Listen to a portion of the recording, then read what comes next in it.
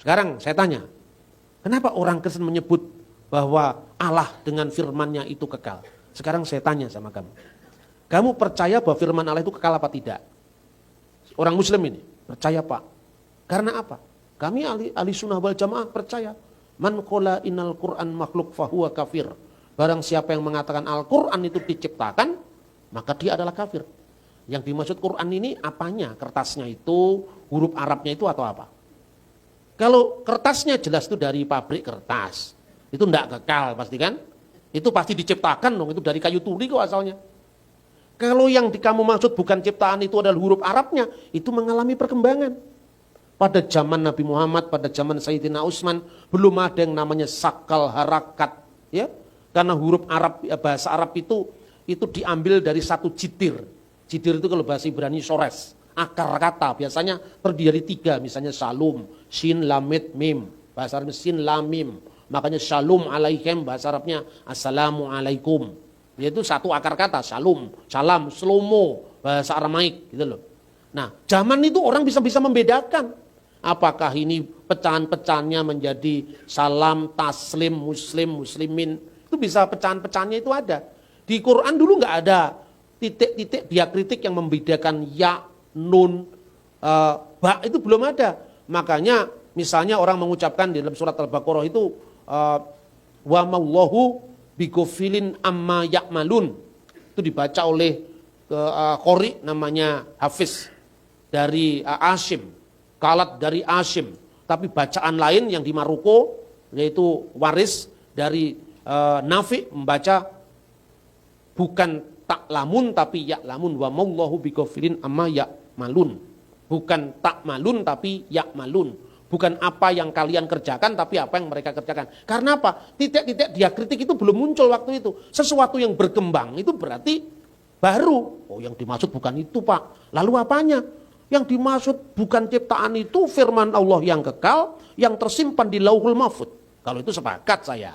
Tapi kan kertasnya gak kekal kan? Tidak, berarti ketika Quran yang kamu lihat ini kekal.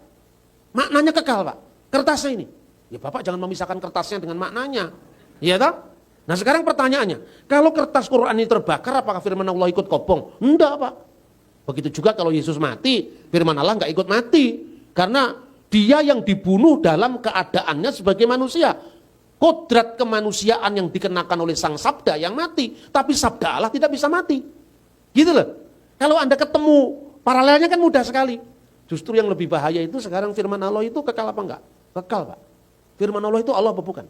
Bukan, Pak. Loh, berarti ada dua yang kekal. Berdamping-dampingan loh. Ya toh? Ini Allah kekal. Kekal itu artinya apa? Tidak berawal, tidak berakhir. Firman Allah kekal. Tidak berawal, tidak berakhir. Sama-sama tidak berawal, tidak berakhir.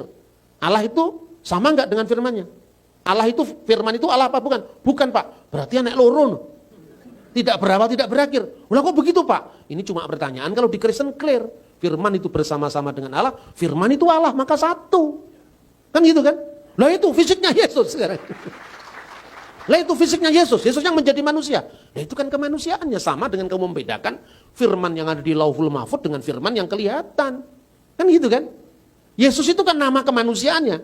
Anak yang dilahirkan Maria itu yang dinamakan Yesus. Nah makanya Tritunggal itu bisa dibedakan antara Tritunggal secara ontologis. Tritunggal kekal itu adalah Allah dari kekal sampai kekal, mulai dari kitab Kejadian 1 ayat 1 sampai dengan 3 tadi rekaman pertama tentang Trinitas itu selalu bersama dengan firman-Nya dan rohnya. Kemudian ketika firman itu turun ke dunia dalam karya ilahi, itu Trinitas secara pernyataan, Trinitas secara ekonomia. Yesus dibaptis di Sungai Yordan. Burung merpati ada di atas, tampak di atasnya.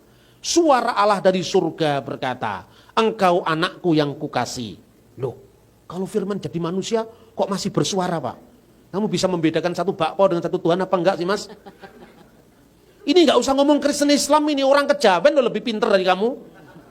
Gusti Allah itu adoh tanpa wangenan, cedak tanpa singgolan. Itu tahu orang Jawa itu. Makanya saya lebih cocok itu kalau bicara sama orang-orang kejawen itu loh. Enggak cocoknya cuma dibatin aja, utang dibatin. Makanya jadi kebatinan. Tapi pola berpikirnya untuk membedakan yang metafisik dan yang fisik itu lebih jelas daripada kelompok yang nanya-nanya Tuhan kok beranak tadi. Gitu.